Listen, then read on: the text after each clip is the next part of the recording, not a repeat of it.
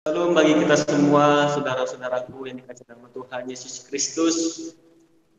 Pada kesempatan hari ini kami sudah berkumpul di sini dan kembali lagi bersama kami di channel Duo Laki Channel.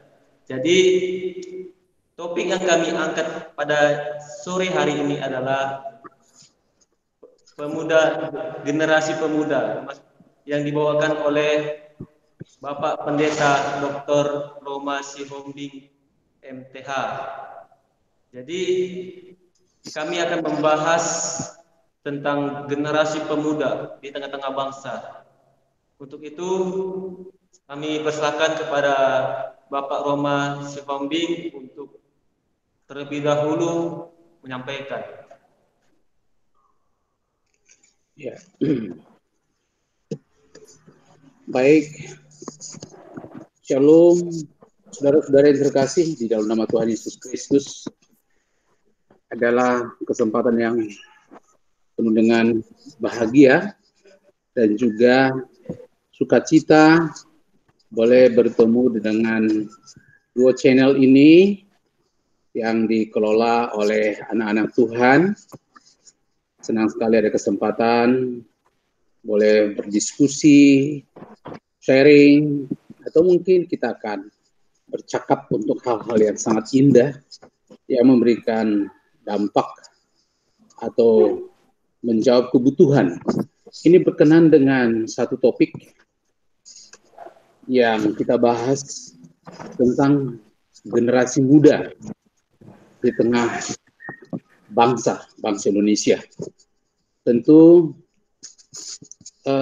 lebih dipertajam kepada generasi muda atau generasi pemuda gereja yang menyikapi situasi bangsa pada masa kini.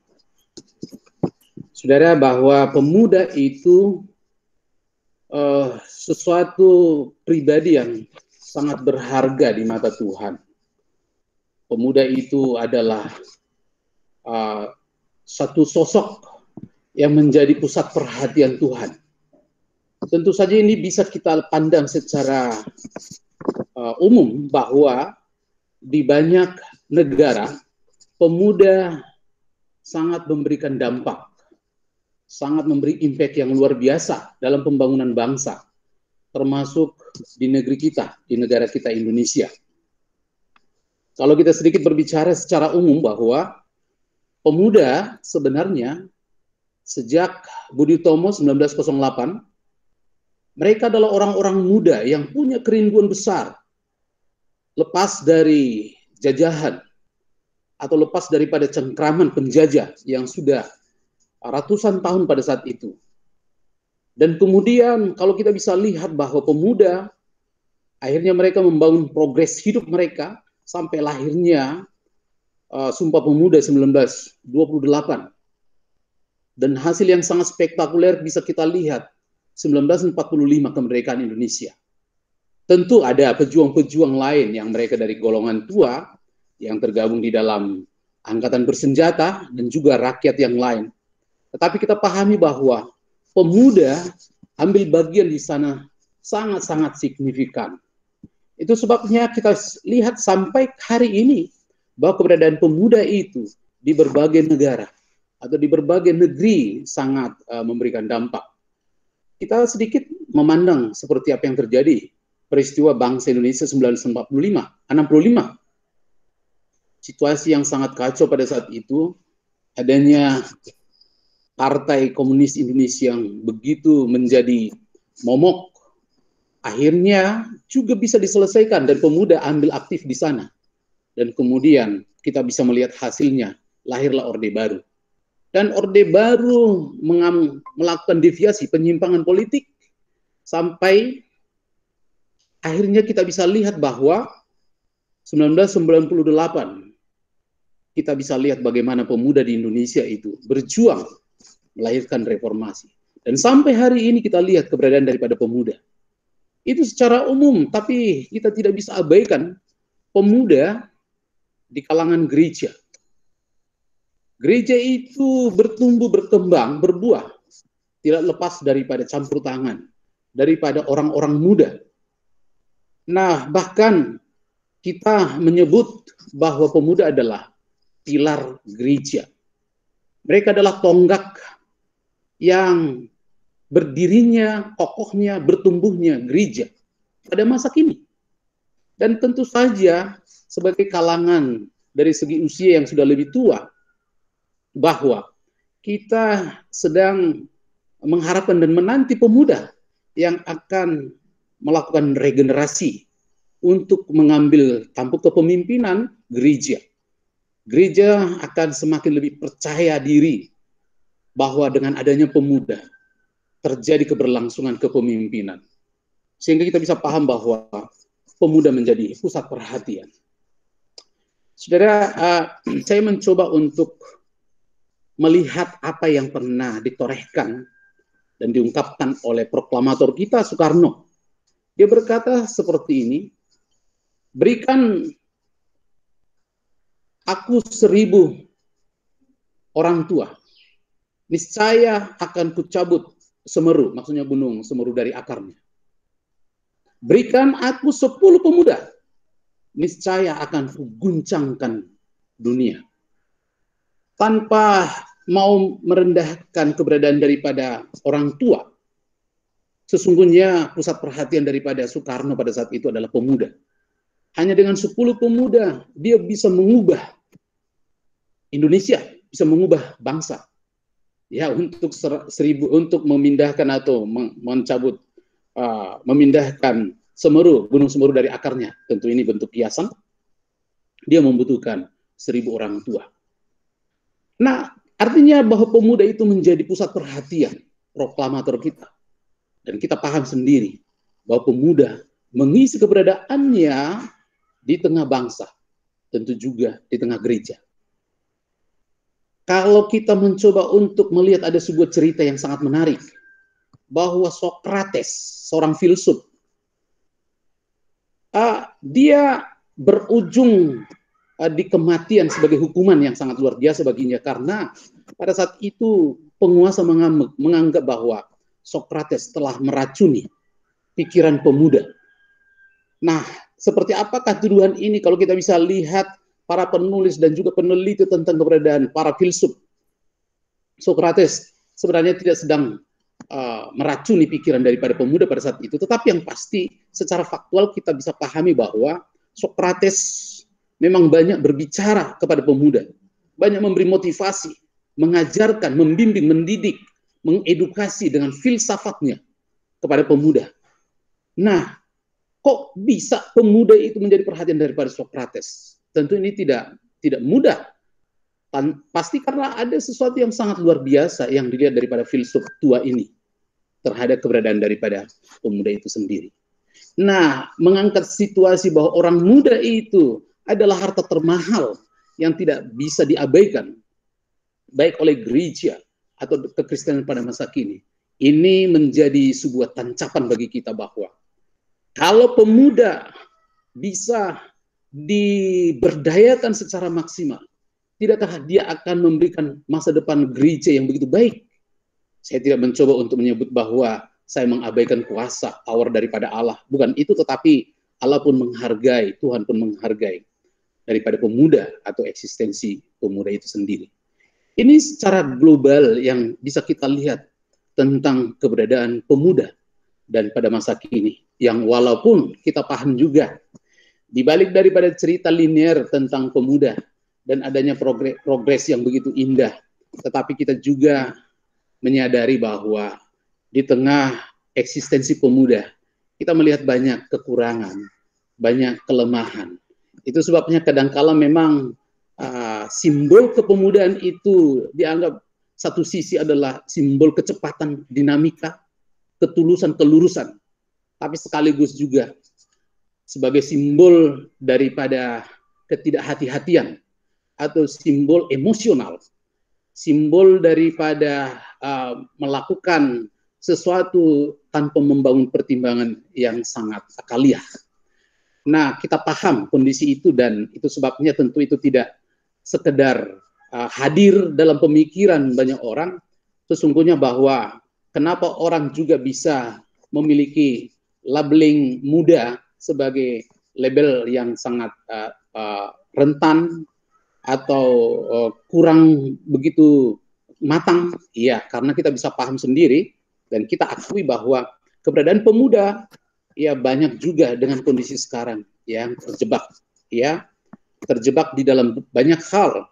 Ya, kita sendiri paham bahwa khususnya konteks daripada Indonesia sekarang ini, bahwa penggunaan atau drugs itu banyak sekali pemuda yang terlibat di sana, bahkan diperhitungkan orang-orang muda mencapai persentase yang begitu besar. Di satu sisi kita berharap bahwa pemuda nanti akan menjadi tonggak daripada kepemimpinan nasional atau gereja pada masa kini.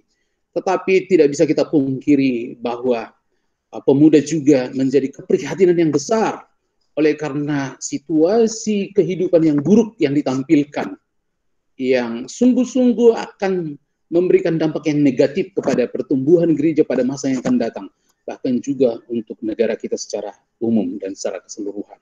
Paling tidak mungkin ini sebagai penghantar yang boleh saya sampaikan, mungkin kita bisa masuk di dalam pertanyaan atau diskusi. Saya serahkan, silakan Saudara Blessing dan Rusia.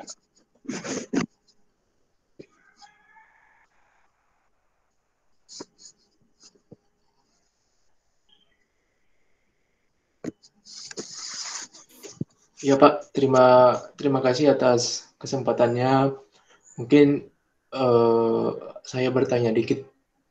Ini kan banyak kan Pak anak-anak muda, khususnya anak-anak muda Kristen masih belum terlalu menjaga integritas diri di dalam misalnya bekerja atau mungkin kuliah. Nah, itu kan di dalam Mazmur 119 tadi Bapak bilang dengan apakah seorang muda mempertahankan kelakuan yang bersih. Nah, apakah anak muda zaman sekarang ini agak susah untuk menjaga kelakuan yang bersih? Iya, baik. Pemazmur menuliskan, Mazmur ini tentu punya alasan yang sangat begitu kuat ya. Tidak akan ada asap kalau tidak ada api. Nah, karena memang itu tadi rentannya pemuda di dalam kehidupan yang dilakukan sehari-hari.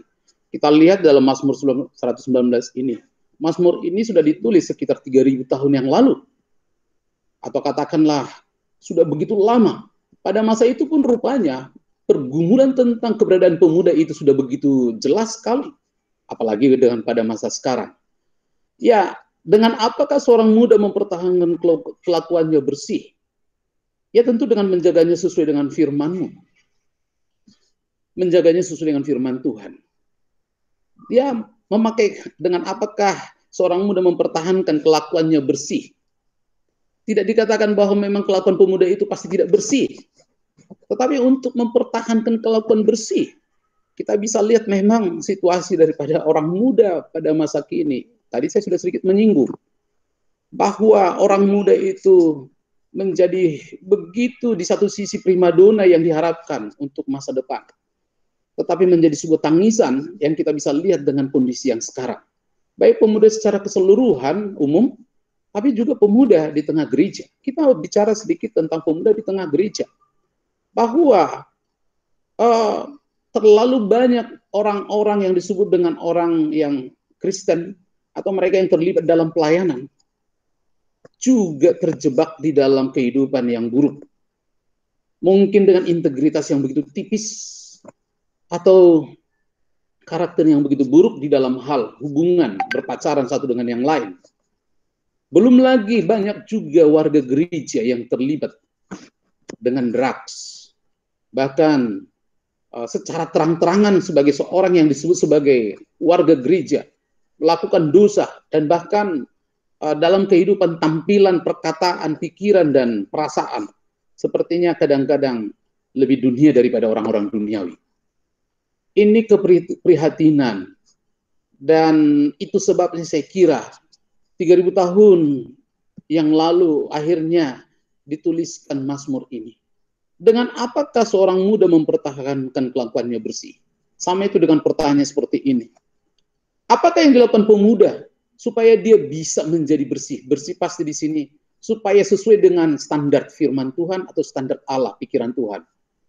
Sebab obsesi daripada Tuhan sendiri, walaupun dia orang muda, walaupun mungkin dari tingkat kecakapan tentang sesuatu itu masih di dalam belajar, tapi tuntutan Tuhan kepada orang muda itu tuntutan yang perfect, tuntutan yang sempurna. Tuntutan yang dimana seorang muda memang betul-betul Kristen yang luar biasa dalam perkataan, dalam pemikiran, dalam keputusan, dalam tampilan hidup sehari-hari. Nah, bagaimana hal itu bisa tercapai? Seperti apa bisa tercapai? Dengan cara memelihara, dikatakan, menjaganya sesuai dengan firman Tuhan. Bahwa firman Tuhan itu menjadi kompas yang jelas untuk orang muda. Jelas sekali bahwa memang firman-Mu adalah pelita bagi kakiku dan terang bagi jalanku. Kalau boleh disebutkan bahwa mungkin kenapa banyak pemuda Kristen yang terjebak? Karena mereka tidak berjalan di areal yang diharapkan Tuhan. Mereka tidak menjadikan firman itu sebagai suluh. Tapi mereka mengikuti alur pikiran, perasaan, keinginan, kehendak. Dan bahkan juga banyak dipengaruhi oleh filsafat duniawi atau keinginan-keinginan lingkungan yang kadang-kala tidak relevan dengan kehendak firman. Itu sebabnya firman ini ditegaskan. Tidak ada cara yang paling efektif bagi seorang muda memperjuangkan kehidupannya bersih, bermoral yang tepat seperti yang Tuhan kehendaki, selain daripada firman Tuhan itu sendiri. Itu sebabnya, karena firman-Mu adalah kebenaran, ya kebenaran itulah yang mengolah hidupnya menjadi sejajar dengan yang dikehendaki oleh Tuhan. Itu saya kira yang boleh saya sampaikan, sehingga firman Tuhan ini memberikan dampak kepada orang-orang yang membaca dan melakukannya. Seperti itu, Blessing. Ya Pak, saya sedikit mau menanyakan, apa faktor pendorong pemuda-pemuda itu kurang merasa percaya diri dalam menyikapi, misalnya dalam di gereja, kurang aktif begitu. Padahal peran pemuda ini sangat penting di gereja masa kini, Pak. Iya, baik, terima kasih. Jadi memang banyak faktor ya, kalau mungkin disimpulkan seperti ini. Kenapa banyak pemuda itu kurang aktif di gereja, atau kenapa pemuda itu tampaknya justru sulit menampilkan kehidupannya sebagai seorang pelayan, apakah di gereja atau dalam kehidupan sehari-hari. Ya kembali lagi, memang kami pun sebagai hamba-hamba Tuhan ini harus mengevaluasi diri. Ya, kita mencoba untuk menyoroti tentang keberadaan pemuda yang kurang begitu aktif, kurang begitu menampilkan kesaksian yang sangat baik. Tetapi kami pun harus bertanya, apakah kami juga sudah menunjukkan pelayanan kasih yang begitu baik kepada mereka? Apakah kami sudah membangun sinergi yang begitu luar biasa dengan pemuda? Atau jangan-jangan kami pun sedang membangun stagnasi. Adanya seperti jurang pemisah, pemuda-pemuda, orang tua, atau hamba Tuhan. Nah, akhirnya memang kembali lagi pertanyaan itu tadi, bahwa kenapa pemuda kurang aktif atau kurang percaya diri untuk menunjukkan dirinya sebagai orang-orang yang sesungguhnya sedang dipersiapkan oleh Tuhan. Ya, satu sisi juga bahwa dari pihak gereja kadangkala juga kurang percaya diri untuk memberikan tugas tanggung jawab kepada pemuda. Ya mungkin kadangkala diberi tanggung jawab sama seperti dilepas kepalanya tapi ekor dipegang.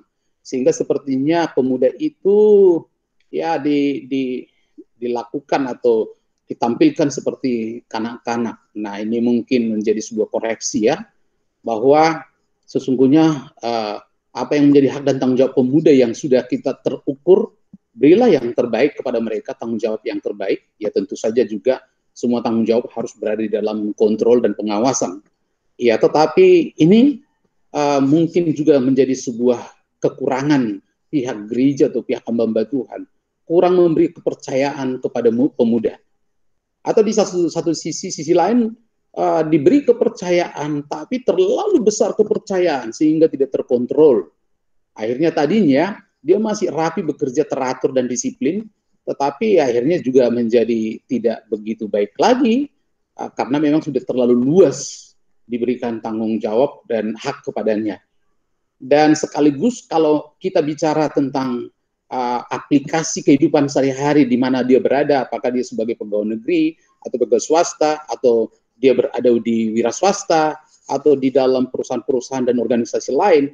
Nah, kadang-kala mereka juga kurang percaya diri karena tidak dibekali dengan kebenaran firman Tuhan menjadi seorang Kristen atau pemuda Kristen yang menjadi saksi atau duta yang sesungguhnya daripada Tuhan. Nah, gereja seharusnya memang memperlengkapi mereka bahwa mereka nantinya akan berada di ruang publik atau di mana dia berada berkiprah dengan pekerjaan, profesi yang digelutinya. Supaya keberadaannya nanti di sana memang percaya diri untuk menyebut, saya adalah orang percaya, saya adalah orang Kristen. Maka kesaksian hidup saya di dalam menjalankan seluruh tugas yang diberikan kepada saya akan saya tampilkan. Saya akan menunjukkan integritas sebagai anak-anak Tuhan. Saya akan layak dipercaya, memiliki mutu yang terjamin, dan layak untuk memberi yang terbaik di dalam setiap tugas tanggung jawab. Nah, saya kira ini memang harus dipenuhi atau dilengkapi oleh hamba-hamba Tuhan atau gereja. Selain daripada yang utama adalah keluarga atau orang tua. Orang tua menjadi sekolah utama bagi pemuda, saya kira juga harus memberi kontribusi pikiran yang begitu cemerlang. Sebab tidak selalu dia bersama dengan orang tuanya atau keluarganya. Dia harus berkiprah di luar sana. Walaupun dia berkiprah, tapi dia harus tampilkan kehidupan yang indah, kehidupan yang memberikan nuansa cemerlang, yang dimana nantinya nama Tuhan dipermuliakan. Dan kita bisa lihat bahwa kehidupan seperti ada yang disebut di dalam Perjanjian Lama itu ada Daniel, ada Sadrak, Mesak, dan Abednego. Kita bisa lihat bagaimana mereka di negeri para penyembah dewa dengan penguasa-penguasa yang begitu bengis, tapi akhirnya mereka menampilkan nama Tuhan yang layak disembah dan dihormati. Dan tentu saja ini semua karena memang mereka sudah diperbekali dengan kebenaran sebelumnya. Pada masa muda atau pada masa remaja atau pada masa anak-anak. Dan ketika mereka tampil di pembuangan Babel. Dan pada saat itu penguasa membuat sebuah pilihan-pilihan. Dan mereka bisa memilih yang terbaik dari hidup mereka. Dan mereka menunjukkan kecemerlangan bahwa Allah yang mereka sembah layak dihargai dan dihormati oleh orang-orang Babel pada saat itu. Tentu ada tantangannya, tentu ada resikonya. Kita bisa paham sendiri munculnya Sadrak, Mesak, dan Abednego karena mereka harus diarahkan menyembah kepada patung atau menyembah kepada berhala. Nah, tapi pada saat itu mereka menolak dan mereka tampil dengan berani mati, katakan seperti itu. Tetapi kita bisa lihat setelah pertolongan yang begitu luar biasa, akhirnya penguasa sendiri memberikan ikrar, katakanlah semacam proklamasi yang kuat bahwa jangan ada yang menghina Allahnya Sadrak, Mesak, dan Abednego. Mereka punya self confidence yang begitu luar biasa. Dan yang mereka tampilkan dalam perkataan, dalam perbuatan, dan dalam keputusan mereka. Bagaimana ini bisa terjadi? Karena tentu saja mereka pun sudah dibimbing oleh keluarga, oleh lingkungan orang-orang percaya pada saat itu. Dan tentu bukan sekedar diperlengkapi dengan edukasi pikiran, tapi juga ketaatan kepada Tuhan. Saya kira ini sangat penting juga menjadi bagian bagi kita sehingga orang muda sekarang menjadi lebih percaya diri menampilkan kehidupannya sebagai anak Tuhan. Dan keberadaan pemuda dimanapun mereka berada, itu berarti menunjukkan ada di sana Allah, ada di sana Tuhan yang layak untuk dihormati dan disegani. Saya kira seperti itu. Saya bertanya lagi Pak, mungkin kenapa sih Pak anak muda sekarang ini kurang mengontrol nafsunya mereka karena mereka menganggap diri mereka paling kuat, diri mereka paling bisa. Nah, itu kenapa Pak bisa terjadi sekarang ini? Iya, memang tidak bisa kita pungkiri bahwa situasi pada masa sekarang ini bicara kekinian kita, lingkungan yang begitu sulit ya. Kita paham bahwa pendidikan kepada orang muda itu bersumber dari 5 hal yang paling utama. Pertama adalah orang tua atau keluarga. Yang kedua adalah sekolah, ya sekolah. Yang ketiga itu adalah gereja atau kebenaran firman Tuhan yang disampaikan oleh hamba-hamba Tuhan. Itu menjadi sumber pendidikan, pembimbingan kepada mereka. Tetapi ada yang keempat yang cukup berpengaruh, yaitu media. Yang sekarang ini media yang bisa kita lihat. Lalu kemudian lingkungan yang ada di sekitarnya. 5 daripada faktor ini sangat mempengaruhi keberadaan daripada pemuda. Sesungguhnya kita berharap bahwa sebenarnya di awal faktor yang dominan itu adalah keluarga atau orang tua, sebab sejak dia dilahirkan, dia berada di dalam pembimbingan orang tua, katakan secara umum seperti itu. Dia diarahkan, dituntun. Nah, tapi kadang-kala bisa kita paham bahwa orang tua atau keluarga terlalu sibuk dengan keberadaan dan pekerjaan atau kesibukannya sendiri. Justru harta termahal itu, mutiara terindah di dalam hidupnya itu anak-anaknya, terabaikan. Atau katakanlah kurang mendapatkan pasokan pengajaran, pembimbingan, pendidikan. Dan kita paham sendiri bahwa keluarga itu punya limit atau batas waktu dia bisa mendapatkan pengajaran, memberikan pengajaran kepada anak-anaknya. Yaitu mungkin hanya pada masa remaja dan pemuda, mungkin begitu. Itu pun mungkin kalau tidak nanti akhirnya dia sudah harus pindah kota atau pindah ke daerah lain oleh karena memang sekolah atau bekerja. Nah, sayang sekali bahwa keluarga banyak yang tidak concern untuk memberikan pembimbingan kepada anak-anak dan pengajaran. Nah, tapi sebenarnya ada faktor sekolah. Ya, sekolah sebenarnya salah satu pengajar-pengajar moral kepada anak-anak, tetapi terlalu paham kita sekarang ini juga sekolah mengalami kesulitan sebab adanya pihak-pihak yang dimana istilah tidak lagi seperti masa lalu bahwa sekolah itu memang nomor 2 pendidikan yang ada setelah keluarga. Tapi sekolah sekarang sudah hampir tidak memberikan pendidikan moral yang tajam dalam lagi, selain daripada mungkin transfer ilmu pengetahuan. Nah, ada gereja. Sebenarnya gereja punya kesempatan dan peluang yang besar karena mereka langsung mengajarkan pembimbingan firman Tuhan untuk dia bisa berubah dan mengerti tentang keberadaan. Tetapi sayang sekali juga banyak gereja yang abai, atau mungkin gereja tidak terlalu memikirkan dalam hal itu, atau memberi tetapi tidak maksimal. Ya tentu, banyak gereja juga yang memberikan yang terbaik, pasokan rohani yang terbaik, sehingga mereka atau orang-orang muda itu kuat menghadapi situasi. Tetapi kita paham yang keempat dan yang kelima tentang media dan lingkungan. Ini adalah situasi yang sangat sulit pada masa kini, ya, sehingga pengaruh daripada media itu begitu luar biasa dan kita bisa lihat sendiri, baik media sosial kah itu, apakah mungkin ada yang di YouTube atau sumber informasi kita dapat dari Google, televisi dan yang lain. Kita paham bahwa dunia atau anak-anak kita atau orang-orang muda sedang diajar atau dimuridkan sendiri oleh media berjam-jam setiap hari. Dan kadangkala guru atau mungkin juga hamba Tuhan, termasuk juga orang tua, seperti menjadi sangat kewalahan dengan situasi ini. Dan kita paham juga kadangkala yang disuguhkan itu berita-berita yang sangat tidak relevan dengan keimanannya. Justru terjebak dengan pengajaran-pengajaran yang negatif, ya, yang mengajarkan modernisasi tanpa kendali, yang mengajarkan tentang gaya-gaya yang sesungguhnya sudah sangat kepada keduniawian, atau juga terjebak sampai kepada perilaku seksualitas yang begitu buruk dan tampaknya hampir tidak terbendung hanya kepada kelompok-kelompok tertentu yang mungkin masih memperhatikan, tetapi banyak di antara orang-orang muda itu terjebak dan terongrong di sana.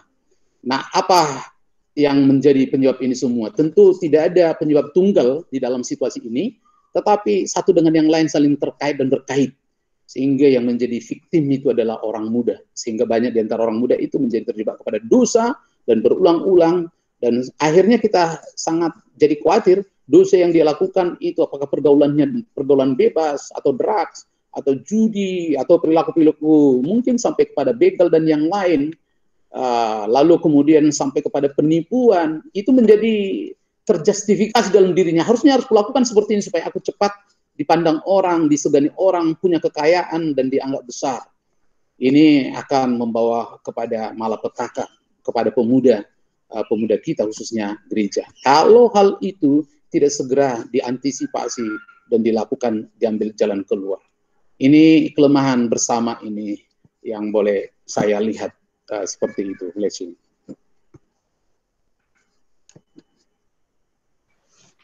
Ya Pak.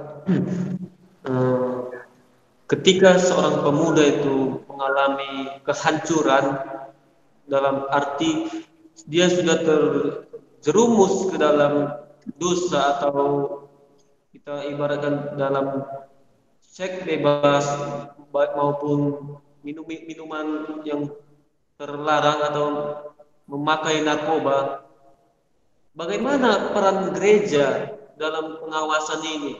Apakah gereja tidak bisa mengawasi pemuda-pemudanya terjerumus? Sering terjadi seperti itu di dalam lingkungan gereja. Banyak pemudanya sudah terjerumus. Kenapa peran gereja lambat untuk menanganinya itu, Pak? Iya, terima kasih Usia. Ya memang ini pertanyaan yang biasa ya dipertanyakan seperti itu, tapi tetap juga solusinya seperti tidak terlalu signifikan. Padahal kita harus memandang dengan mata yang terbuka bahwa memang pemuda-pemuda kita atau pemuda-pemuda gereja sudah terlalu banyak yang terjebak dengan kehidupan yang buruk, yang katakanlah sudah di luar daripada kebenaran firman Tuhan. Tadi saya sudah mencoba juga menjelaskan bahwa tentu ini bukan sebuah penyebab tunggal, tapi sudah kait-mengkait. Dan ya ada keprihatinan bahwa gereja seperti lambat, ya kadang-kadang lambat berarti masih dilakukan, tapi kadang-kadang memang gereja menutup mata. Sepertinya hal itu tidak terlalu, ya sudah, itu kan urusanmu, nanti kamu sendiri yang akan menanggung akibatnya. Padahal ketika kita berbicara tentang gereja, itu berbicara tentang kerajaan Allah dan kehendak Allah. Dan kalau sudah berbicara tentang kehendak Allah, itu tidak lagi berbicara tentang kepentingan pribadi, tapi sudah masuk pada kepentingan umum, kepentingan gereja keseluruhan sampai kepada masa depan. Nah, gereja memang terus terang bahwa terdeteksi sangat lamban memberikan antisipasi, sangat lamban juga untuk menjawab tantangan yang begitu berat atau memberikan solusi atas situasi pemuda pada masa kini. Nah, itu tadi penyebab utamanya ialah bahwa katakanlah tentu tidak semua gereja dan tidak semua hamba Tuhan, tidak semua pendeta, tapi terlalu banyak pendeta atau hamba Tuhan atau gereja abai di dalam hal ini. Apalagi mungkin sudah mulai berbicara, itu kan bukan warga jemaat kami, bukan pemuda kami, itu kan pemuda gereja Sianu. Ya, nah kadangkala ya itu salah satu penyebab mulai berpikiran sektarian itu. Padahal siapapun kita tetap memandang kepada satu hal tentang kerajaan Allah, miliknya Allah. Bahwa pemuda manapun itu adalah pemuda kita, yang tentu saja juga akan memberikan kontribusi baik kepada gereja masa kini atau kontribusi buruk pada masa yang akan datang kepada gereja dan secara keseluruhan. Nah, saya kira perlu ada sebuah memang semacam sebuah antisipasi, atau paling tidak kita mulai dari gereja lokal. Gereja lokal tetap harus membuat perencanaan yang begitu matang dan sekaligus tahapan yang begitu baik, tidak sekedar buat rencana maupun program, tetapi ada action, supaya pertama kita mulai dari diri kita sendiri atau mulai dari lokal kita atau gereja kita untuk memelihara iman kerohanian daripada pemuda di dalam maupun di luar gereja. Bahkan juga tentu saja tidak selalu berada di satu kota, mereka mungkin sudah berpindah tempat atau pindah oleh karena memang bekerja atau mungkin kuliah atau sekolah atau hal yang lain. Tetapi harus tetap gereja harus memberikan perhatian secara khusus dan mendeteksi keberadaan mereka di mana dan apa yang mereka kerjakan.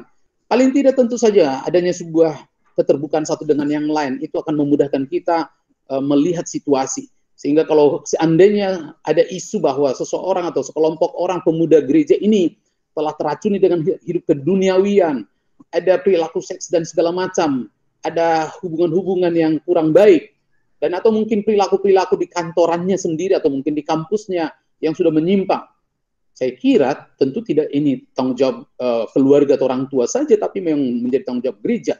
Ketika sudah kita mendapatkan data-data seperti itu, harus memang cepat dilakukan komunikasi, bangun relasi, dan kehadiran gereja sangat dibutuhkan dan memang absolut sekali di dalam setiap keberadaan daripada warga jemaatnya. Baik itu orang tua, baik untuk pemuda, anak-anak, remaja sekalipun. Nah, pembiaran, apalagi pembenaran, nah itu lebih parah lagi. Pembiaran saja sudah begitu buruk karena kita biarkan. Pertama, itu bukan warga jemaat, itu yang pertama.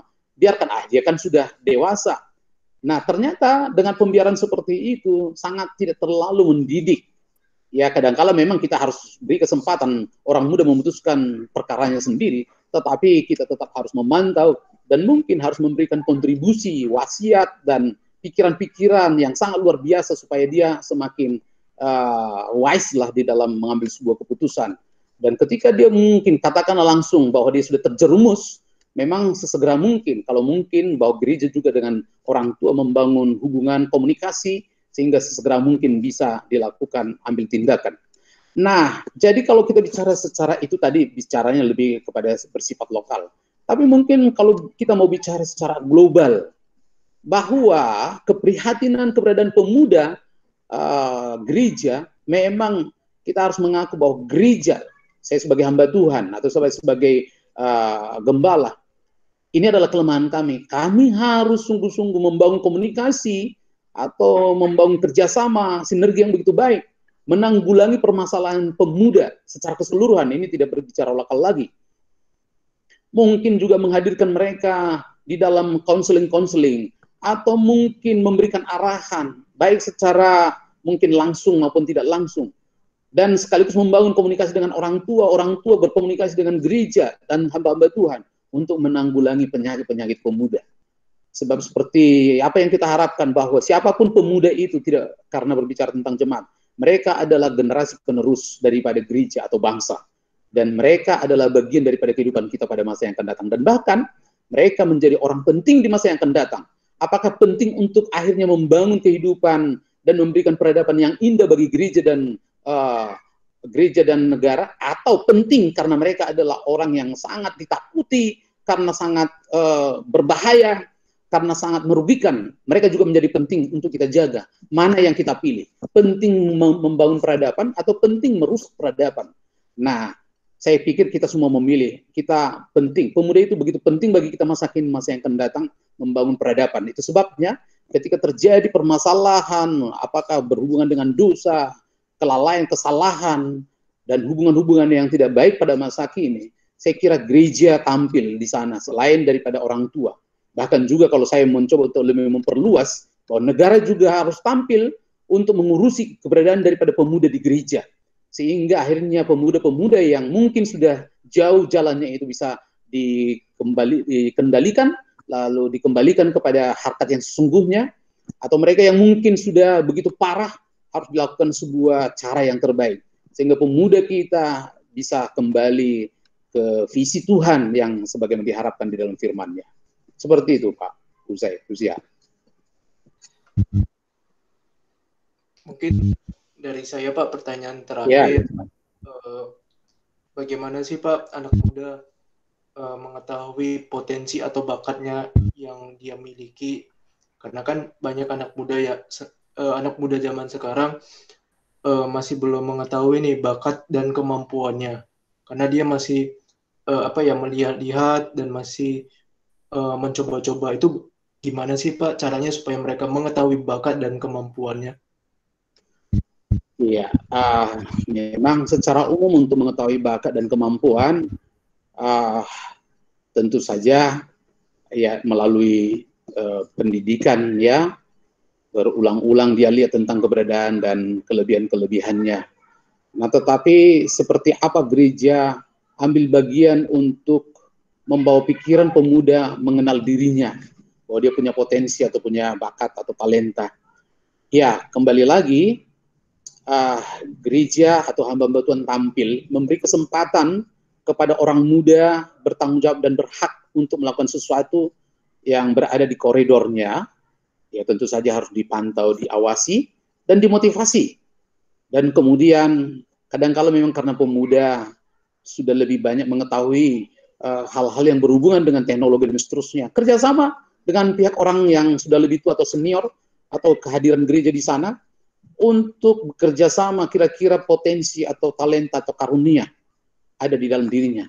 Apakah itu berkenaan dengan pelayanan di gereja, atau mungkin ada katakanlah bahwa potensi-potensi yang dia bisa salurkan di tengah masyarakat, di tengah lingkungan atau komunitasnya yang bisa berdampak bukan hanya kepada gereja tentu, secara keseluruhan juga kepada bangsa dan negara. Gereja tampil. Nah, tentu saja memang gereja akan lebih lebih mudah untuk mendeteksinya kalau itu sejak awal ya, sejak mungkin anak atau remaja mereka sudah dilibatkan di dalam satu hal sehingga dengan relasi yang berminggu, berbulan, bertahun akan lebih mudah bagi gereja untuk mengarahkan kemana. Dan tentu saja ketika gereja mengetahui atau hamba Tuhan mengetahui, ya dia akan mungkin bisa bekerja dengan stakeholder yang lain, termasuk juga orang tua, sehingga bisa dia ditempatkan pada posisi yang tepat, dan itu akan memberikan hasil yang lebih maksimal, ya karena memang dia menyenangi di mana dia berada, dan tentu dia akan mendalami di mana dia sedang berada, dan tentu saja dampaknya akan lebih baik lagi ya, lebih maksimal. Nah, saya kira gereja hadir di sana untuk menolong dan sekaligus juga mungkin membangun terobosan-terobosan. Ya kalau tidak saja mungkin gereja sangat terbatas untuk memahami ini, ya gereja juga harus berkomunikasi dengan orang-orang yang punya keahlian di dalam hal ini, menolong warga jemaat atau menolong pemuda, sehingga pemuda menemukan potensi dirinya dan kemudian mendalaminya sehingga akan memberikan hasil yang maksimal. Ya tentu saja di dalam hal ini kembali lagi tentu bukan hanya gereja yang diberi tanggung jawab, saya kira juga negara atau pemerintah ambil bagian di dalamnya sehingga potensi-potensi yang sudah ada itu akan semakin maksimal, dan kita paham kalau potensinya tidak tersalur kepada hal yang positif berarti akan terjadi hal yang negatif. Nah, sekarang apakah pemuda ini akan menjadi tokoh yang memberikan dampak yang baik, indah, manis, atau nanti akan membawa keprihatinan oleh karena memang dia tidak mendapatkan kesempatan seperti yang diharapkan? Iya, saya kira seperti itu untuk potensi ya.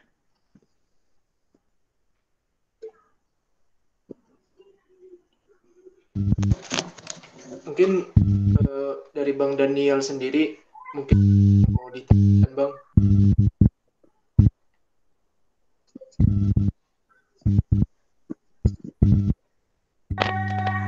Dari saya, Pak Pendeta, maaf sebelumnya agak ribut, samping rumah masjid soalnya. Oh iya. Jadi kan Pak Pendeta begini,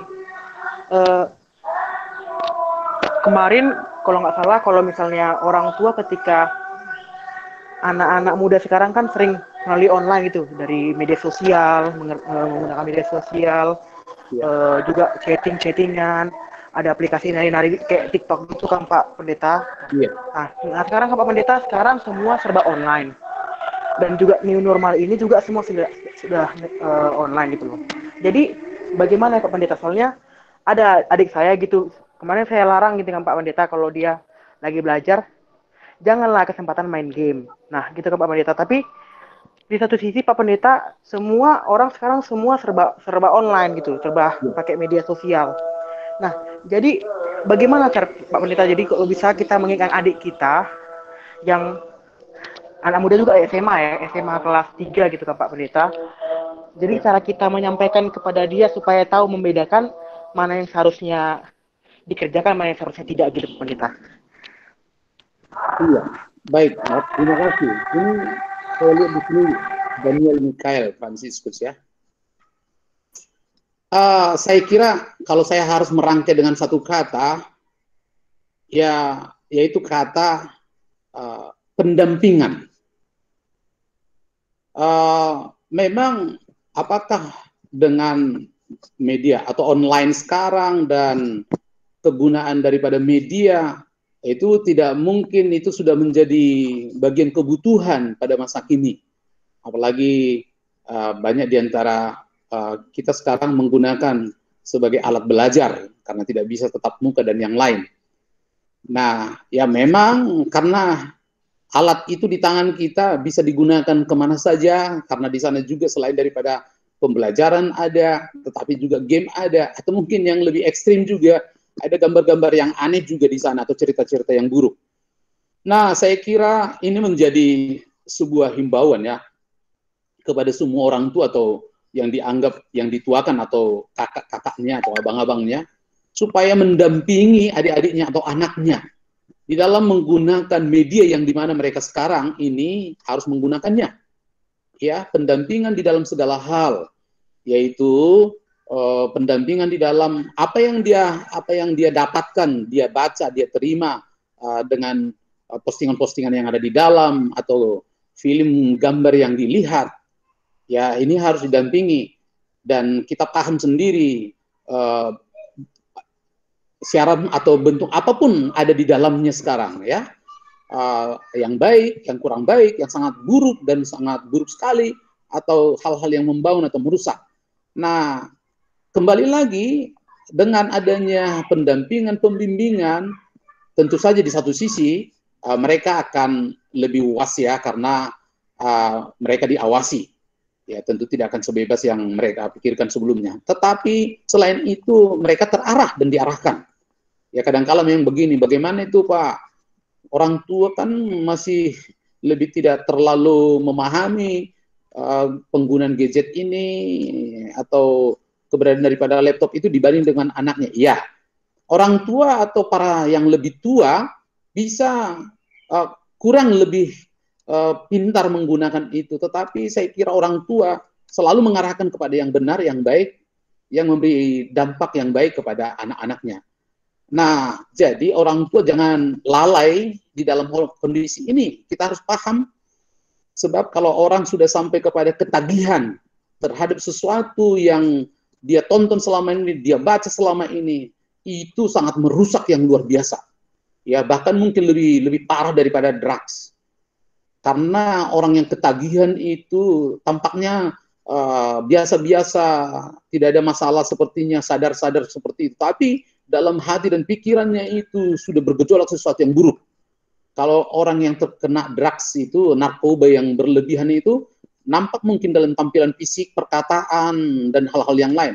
Tapi orang yang terjebak kepada ketagihan seperti video porno dan yang lain-lain itu, gambar-gambar dan termasuk juga cerita-cerita buruk, wah itu tampaknya dia biasa-biasa saja, tidak ada sesuatu yang nampak memberikan tanda-tanda yang buruk, tetapi di dalam kemauannya, keinginannya, hasratnya, itu sudah tidak benar lagi. Nah, ini saya kira kata pendampingan tidak boleh dilepaskan. Dan saya pikir juga, kalau orang tua berani memberi kesempatan untuk anaknya, apakah dalam bentuk karena sekolah atau mungkin memberikan kesempatan anaknya memiliki gadget atau mungkin alat-alat elektronik yang berhubungan dengan komunikasi, saya kira orang tua yang bijak juga harus bertanggung jawab untuk mengawasi. Dan bahkan juga tidak sekedar mengawasi, melihat, tapi juga mungkin berdiskusi. Apa gambar-gambar dilihat atau bacaan-bacaan yang dibaca oleh anak-anaknya. Sehingga orang tua memang tidak akan kehilangan jejak kalau terjadi sesuatu. Dan ingat, sebelum sampai kepada kejatuhan yang begitu dalam, orang tua bisa membangun antisipasi yang begitu baik. Saya kira seperti itu, Daniel.